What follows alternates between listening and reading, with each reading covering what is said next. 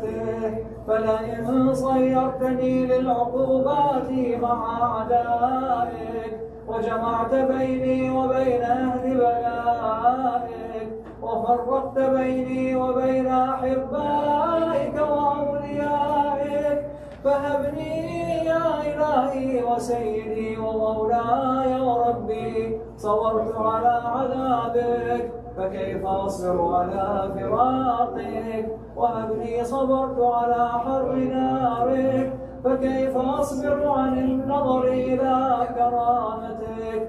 أم كيف يسكن في النار ورجائي عفوك. فبعزتك يا سيدي ومولاي أقسم صادقا، لئن تركتني ناطقا لأضجن إليك بين أهلها ضجيج الآملين، ولأصرخن إليك صراخ المستصرخين، ولأبكين عليك بكاء الفاقدين، ولأنادينك أين كنت يا ولي المؤمنين، يا غاية آمال العارفين، يا غياث المستغيثين، يا غياث المستغيثين، يا غياث المستغيثين، يا حبيب قلوب الصادقين، ويا إله العالمين. أفتراك سبحانك يا إلهي وبحمدك تسمع فيها صوت عبد مسلم سجن فيها بمخالفته وذاق طعم عذابها بمعصيته وحبس بين أطباقها بجرمه وجريرته، وهو يضج إليك ضجيج مؤمن لرحمتك ويناديك بلسان أهل توحيدك ويتوسل إليك بربوبيتك. يا مولاي فكيف يبقى في العذاب وهو يرجو ما سلف من حلمك؟ أم كيف تؤلمه النار وهو يأمل فضلك ورحمتك؟ أم كيف يحرقه لهيبها وأنت تسمع صوته وترى مكانه؟ أم كيف يشتمل عليه زفيرها وأنت تعلم ضعفه؟ أم كيف يتقلقل بين أطباقها وأنت تعلم صدقه؟ أم كيف تزجره زبانيتها وهو يناديك يا رباه؟ أم كيف يرجو فضلك في عتقه منها فتتركه فيها؟ هيهات ما ذلك الظن بك ولا المعروف من فضلك ولا مشبع لما عاملت به الموحدين من برك وإحسانك، فباليقين أقطع لولا ما حكمت به من تعذيب جاحديك وقضيت به من إخلاد معانديك لجعلت النار كلها بردا وسلاما وما كان لأحد فيها مقرا ولا مقاما، لكنك تقدست أسماؤك أقسمت أن تملأها من الكافرين من الجنة والناس أجمعين وأن تخلد فيها المعاندين، وأنت جل ثناؤك قلت مبتدئا وتطولت بالإنعام متكرما، أفمن كان مؤمنا كمن كان فاسقا لا يستوون. إلهي وسيدي أسألك بالقدرة التي قدرتها وبالقضية التي حكمتها وحكمتها وغلبت من عليه أجريتها أن تهب لي في هذه الليلة وفي هذه الساعة كل جرم أجرمته وكل ذنب أذنبته وكل قبيح أسررته وكل جهل عملته وكتمته أو أعلنته أخفيته أو أظهرته وكل سيئة أمرت بإثباتها الكرام الكاتبين الذين وكلتهم بحفظ ما يكون مني وجعلتهم شهودا علي مع جوارحي، وكنت أنت الرقيب علي من ورائهم والشاهدان ما أخفي عنهم، وبرحمتك أخفيته وبفضلك سترته، وأن توفر حظي من كل خير تنزله أو إحسان تفضله أو بر تنشره أو رزق تبسطه أو ذنب تغفره أو خطأ تستره. يا ربي يا ربي يا رب يا ربي يا ربي يا رب يا ربي يا ربي يا رب. يا إلهي وسيدي ومولاي ومالك ربي، يا من بيده ناصيتي، يا عليما بضري ومسكنتي، يا خبيرا بفقري وفاقتي، يا ربي يا ربي يا رب يا ربي يا ربي يا رب يا ربي يا ربي يا رب. أسألك بحقك وقدسك وأعظم صفاتك وأسمائك أن تجعل أوقاتي من الليل والنهار بذكرك معمورا وبخدمتك موصولا وأعمالي عندك مقبولا، حتى تكون أعمالي وأورادي كلها وردا واحدا وحالي في خدمتك سرمدا. يا سيدي يا من عليه معولي، يا من إليه شكوت أحوالي، يا ربي يا ربي يا رب يا ربي يا ربي يا رب يا ربي يا ربي يا رب.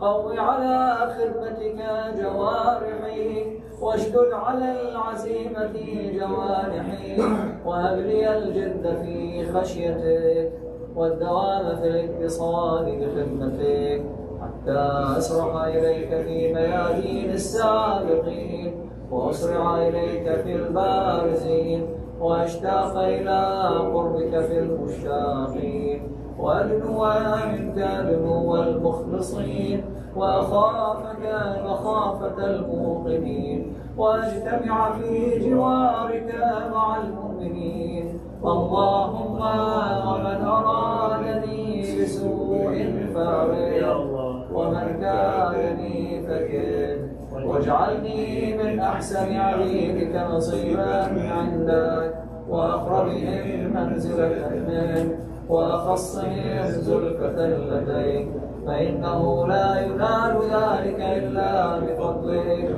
وجدني بجودك واعطف علي بمجدك، واحفظني برحمتك، واجعل لساني بذكرك لهجا، وقلبي بحبك متيما، ومن علي بحسن إجابتك، وأقلني عثرتي واغفر زلتي، فإنك قضيت على عبادك بعبادتك وأمرتهم بدعائك وضمنت لهم الإجابة. فإليك يا ربي نصبت وجهي، وإليك يا ربي مددت يدي، فبعزتك استجب لي دعائي وبلغني مناي، ولا تقطع من فضلك رجائي، واكفني شر الجن والإنس من أعدائي. يا سريع الرضا يا سريع الرضا يا سريع الرضا، اغفر من لا يملك إلا الدعاء، فإنك فعال لما تشاء. يا من اسمه دواء وذكره شفاء وطاعته غنى، ارحم من رأس ماله الرجاء، وسلاحه البكاء يا سابغا النعم يا دافع النقام يا نور المستوحشين في الظلام يا عالم لا يعلم صل على محمد وآل محمد وافعل به ما أنت أهله وصلى الله على رسوله ونعمة الآمين من آله وسلم تسليما كثيرا. اللهم صل على محمد وآل محمد. Before he eats, when he drinks water, he will cry before he drinks water, as if that he is crying all the time. The question is, if the Imam himself is doing this, so what about people? We're supposed to cry like him. So was that really what he did? So there's a question. Well, we think that Imam will have this kind of balance. Yes, he has emotions. And of course, what happened to his father and his relatives will affect him emotionally to the extent that when he remembers them, he will cry. This is part of our nature, that we have emotions and we will be affected. But we are not going to be driven by this emotion to control our life. Or same Imam that we are talking about, he is the one who showed his bravery, his firm confrontation with Ubaydullah ibn Ziyad and also with Yazid himself. Because this is what the Imam is for, to show the truth. So we cannot think that he was really broken by what happened. No. So, talking about this great Imam, what he's supposed to do, what was his duty? One of his important duties that the Imam did is to confront the Umayyads' plan. The Umayyads' plan was to destroy Islam and to have something called Islam, but the deep of this religion is not going to be Islam at all. So Imam Zayn al-Abidin, he is the one to continue, unveil what they were doing. So one of the aims of the Umayyads, they wanted to fabricate as much as they can narrations said by the Prophet, or they put it on the Prophet's tongue by some, so-called Sahaba, to deviate people, to make them ignorant. So Imam Zayn al-Abidin, he confronted that. And he was showing the true Islam. And he was showing that what they are saying is not true, of course, and he was telling them about the truth. So the real story of Karbala, that was narrated by Imam Zayn al-Abidin, and also about many concepts, or narrated in a way that he narrated that, so he is going to enrich the society with this kind of knowledge and culture. So we can say that he led the spiritual and the educational inspiration of his time. For example, let's talk about his knowledge, or what other scholars who lived during the same time, what did they say about him? These testimonies are very important. Number one, Az-Zuhri. He was one of the very famous persons at that time, and he was one of the scholars which is recognized by the the rulers at that time, or Namshia. So he was a Namshia person.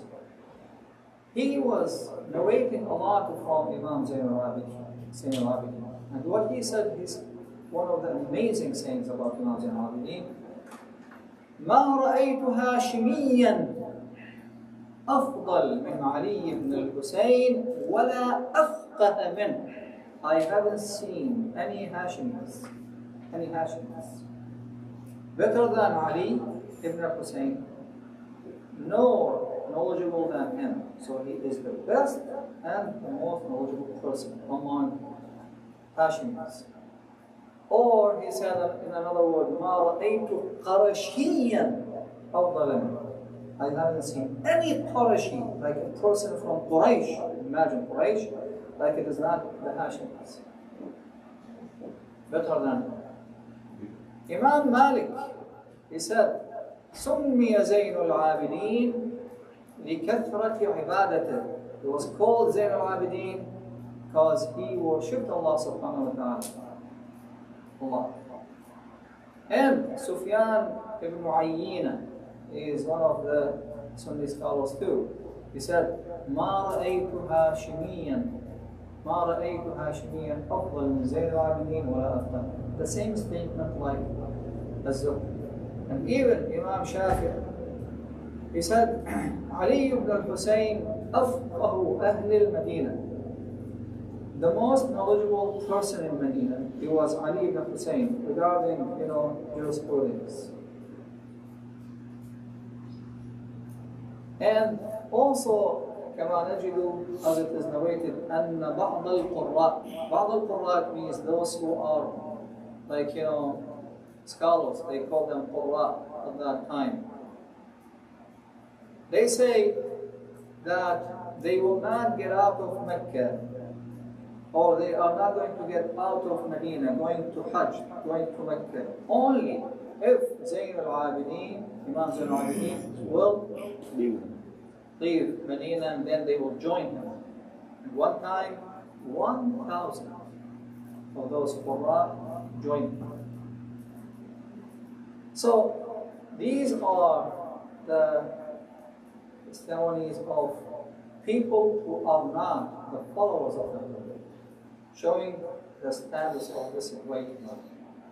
So they talk about his knowledge. So where did they get this, that he is the most knowledgeable? He was sitting in the mosque of his grandfather, the Prophet ﷺ, and he was teaching people. That's why he became very famous with his knowledge. And also he became very famous with his, righteous deeds and virtues. Why? Because they recognized him, they lived with him, they saw him, they talked to him. They asked him many questions.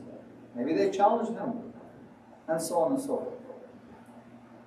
And also, dear brothers and sisters, he is the first person who founded this kind of majalis of Imam Hussein alayhi salam. So if you want to see when the majalis of Imam Hussein alayhi salam started, Imam Zain al-Abidin alayhi salam, he is the founder of these majalis. And he was reminding people about Ashura from time to time. And he was making people think about it, ponder about what happened to Imam Hussein alayhi salam. And then he was inciting them to revolt against the Umayyads. This is very important. Not just against the Umayyads, against every oppressor is going to make people's life miserable. So they implanted the revolution in people's hearts, in mu'mineen hearts. When I say they, it means Imam Zain al-Abidin and the Imams who came after them. That was one of the great duties of the Imams.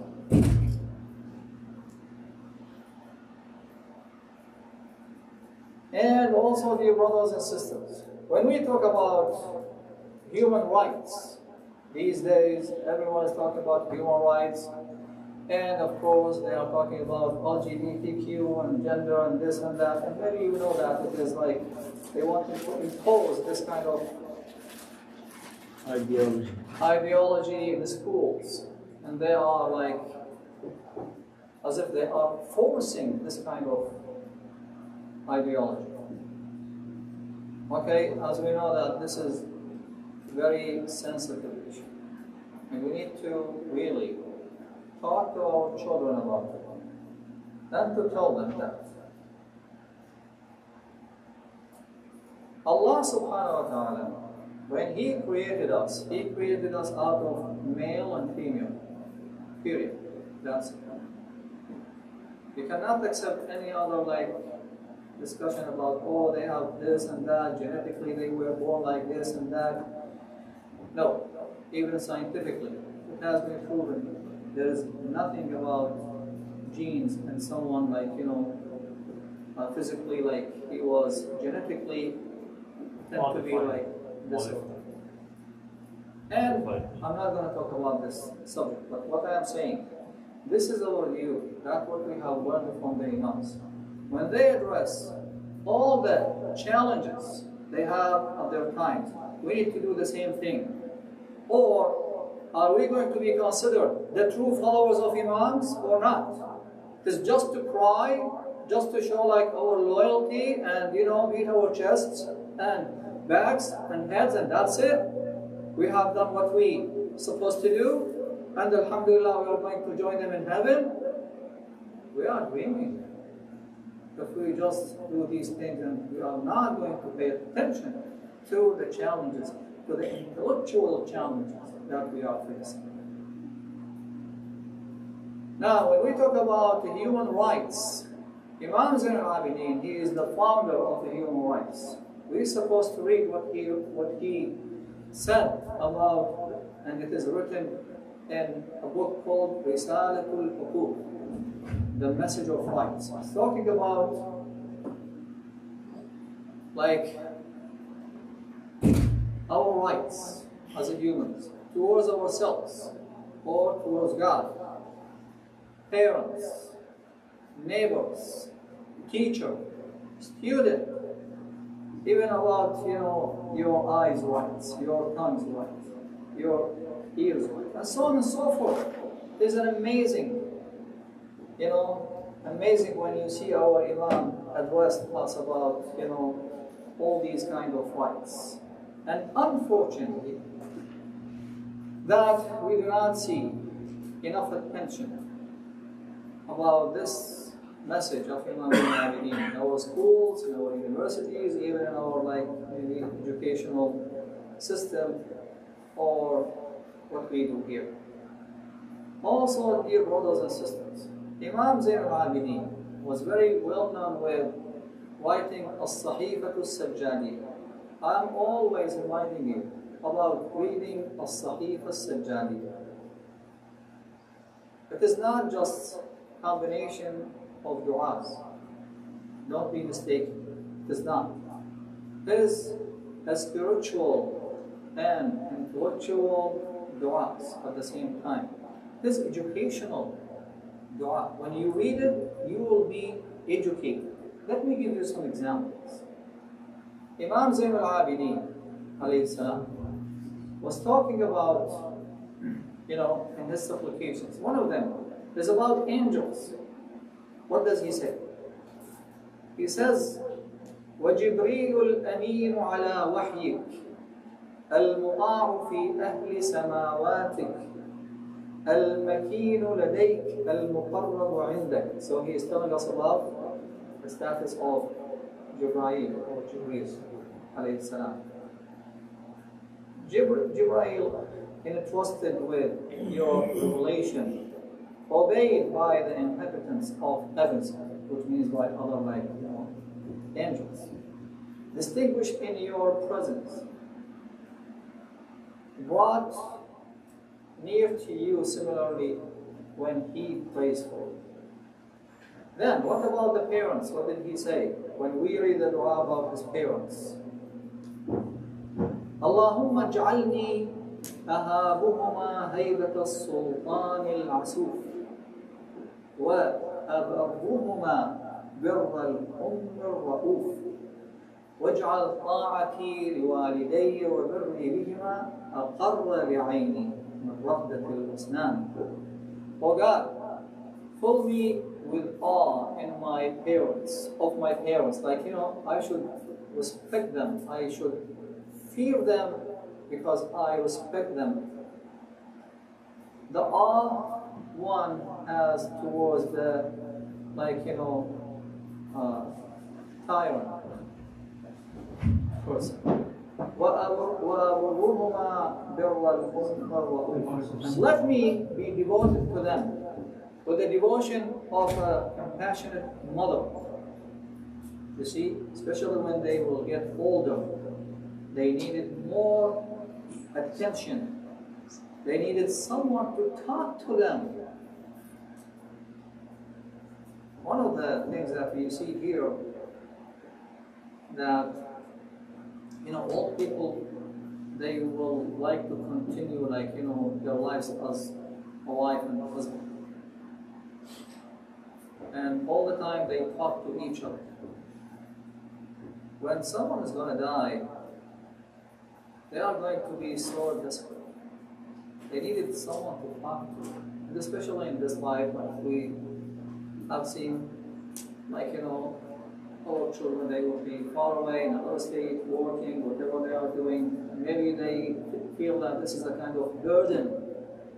If I'm going to have my father or mother over to my house, or they are going to live with me. So this is what we have learned from the Quran. وَأَبَرُّهُمَا بِرَّ الْأُمِّ وَالرَّؤُوفِ. How we're supposed to take care of it. وَاجْعَلْ طَاعَتِي لِوَالِدَيَّ وَبِرِّي بِهِمَا. And make my obedience and devotion to them more gladdening to my eyes than sleep to the drowsy. What about neighbors? Imam, Salamullahi alayhi, is telling us in his dua, وَاجْعَلْنِي اللَّهُمَّ أَجْزِي بِالْإِحْسَانِ مُسِيئَهُمْ.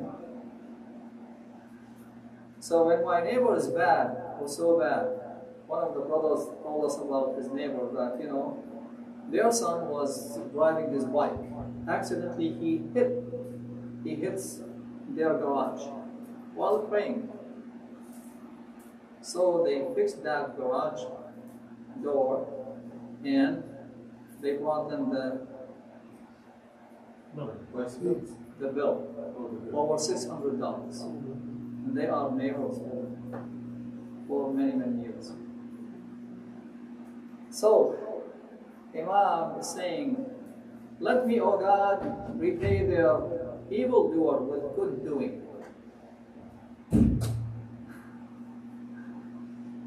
وَأَعْرِضُوا بِالتَّجَاوُزِ عَنْ ظَالِمِهِمْ. Turn away from their wrongdoer with forbearance. وَأَسْتَعْمِلْ حُسْنَ الظَّنِّ فِي كَافَّتِهِمْ وَتَوَلَّى بِالْبِرِّ عَامَّتَهُمْ. Have a good opinion of every one of them. Attend to all of them with devotion. وَأَغُضُّ بَصَرِي عَنْهُمْ عِفَّةً. Lower my eyes before them and righteousness. وَأَلِينُ or وَأُلِينُ جَانِبِي لَهُمْ تَوَاضُعًا. Make mild my side towards them in humility. So I should be humble with them. You see, this is our manners as Muslims towards our neighbors. Then he is talking about those who are fighting on the frontiers, like أهل الثغور. He says, وَعَرِّفْهُمْ مَا يَجْهَلُونَ وَعَلِّمْهُمْ مَا لَا يَعْلَمُونَ وَبَصِّرْهُمْ مَا لَا يُبْصِرُونَ. Give them the knowledge of that of which they are ignorant. So which means that it's not just fighting, they need to have knowledge too.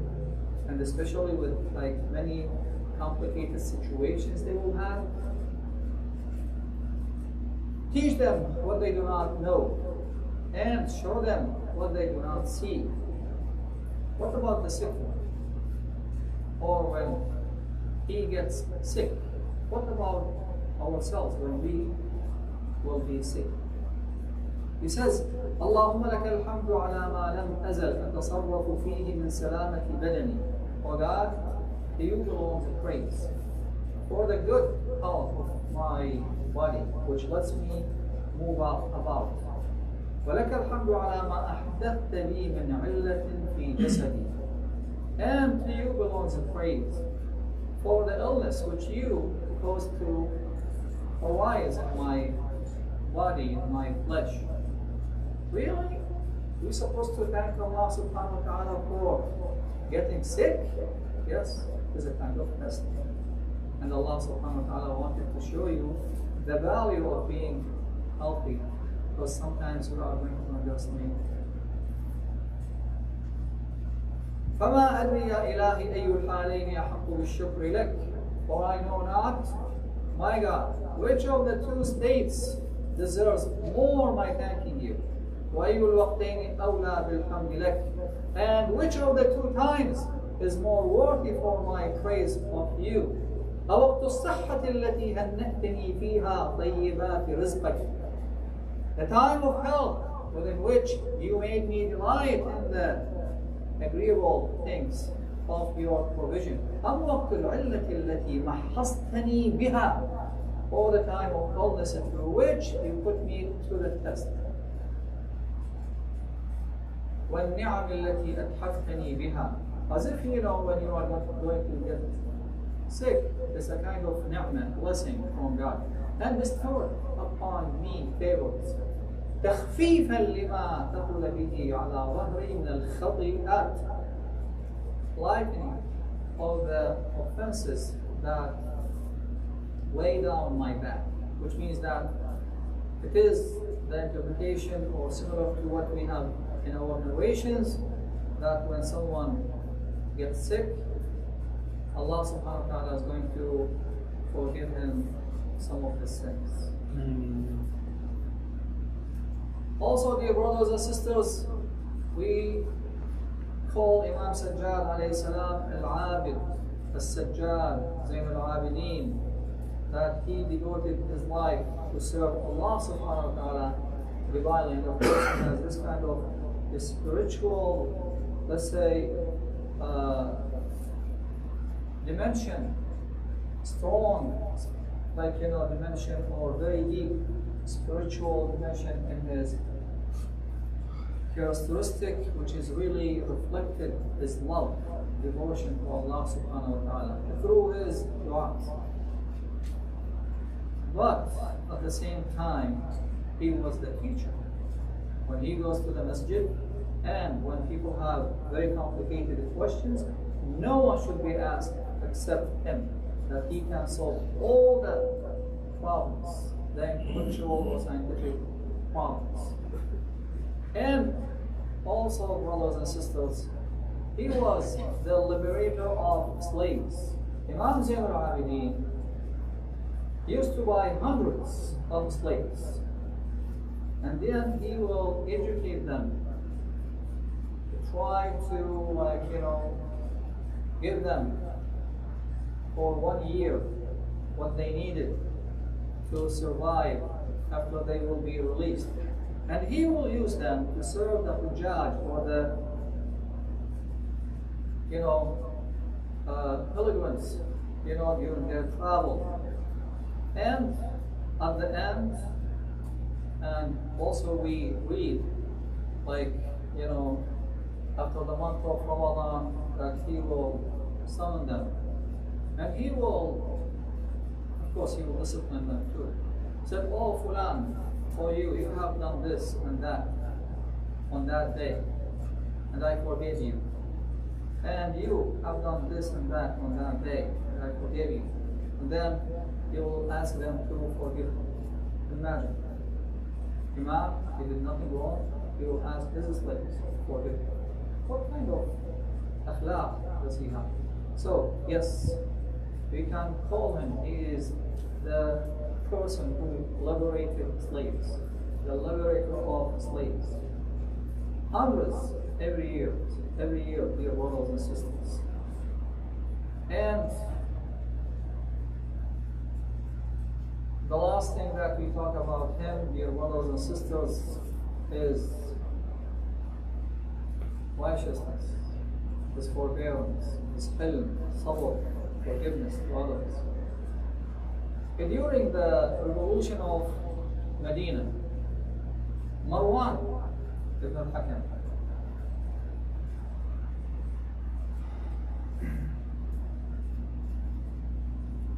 he is the one who incited the ruler of Medina to kill Imam Hussein alayhi salam. If you remember the story very well, Imam Hussein alayhi salam was summoned by the ruler of Medina, the Umayyad person, Al-Walid, and then Marwan was there. And then he told him, you're supposed to give allegiance, to Yazid. So they recognized that Muawiyah is dead, and then they wanted to give the bay'ah for Yazid. Imam Hussein alayhi salam said, this thing cannot be privately, like done privately. It's supposed to be in public. So tomorrow, you announce, and you will see what you are going to do. And then he wanted to leave. But Marwan told Al-Walid, don't let him leave. If he leaves, he will not give allegiance or bay'ah to Yazid at all. Okay? Or kill him. And then Imam Hussein alayhi salam, he said, are you threatening me of killing? Who are you? Do you know who are you? Do you remember who are you? And then, this is the person, Marwan, who caused a lot of problems to the Muslim world. Even during the Battle of Jamal, the Battle of Camel, he was shooting and killing some soldiers of Imam Ali's camp and shooting the other camp and killing other soldiers. He is the person that was telling the third Khalifa not to keep up his promises and so on and so forth. This same person. People of Medina wanted to, when they revolted, they wanted to hurt him or kill him. So, what he's supposed to do is to take care of his family, 400 members of his family. He brought them all to talk with some honorable people in Medina. Asked him, please, can I leave my family with you? He said, no, no, no, except Imam Zayn al-Abidin.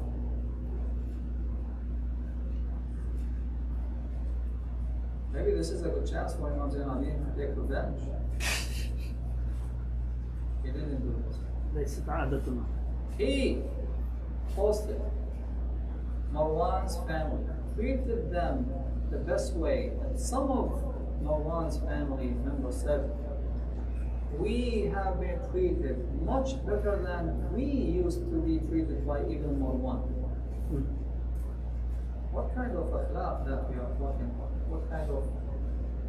That's why the poet, or that's what is said in the poetry, ملكنا فكان العفو منا سجية فلما ملكتم سال بالدم أفضح وحللتم قتل الأسارى وطالما غدونا عن الأسرى نعفو ونصفح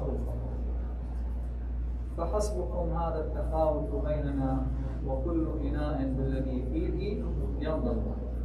So as if this is a kind of comparison between Ahlul Bayt and their enemies, especially the Umayyads. That when we were in charge, we used to forgive, like what Imam Ali alayhi salam did. We forgive Marwan and others, and Amr ibn al-As and others. But when you are in charge, you don't have only killing, the language of killing and the language of shedding blood. So, brothers and sisters, what is the best title of Imam Zayn al-Abidin? Imam Sajjad, Zayn al-Abidin, the teacher, the liberator of the slaves, all of them. He represents all of that. You cannot say just he is al-Bakka, the one who is crying all the time. No. So dear brothers and sisters, inshallah, the more that we know about our beloved Imams, the more that inshallah we can understand Islam as well, because that's what they say. Tahibbuna hubb al-Islam. Even Imam Zayn al-Abidin, when he was crying for his father, Imam Hussein alayhi salam, not just because of his father, yes, part of it, he is his father, but because Imam al-Hussein alayhi salam, he was representing Islam.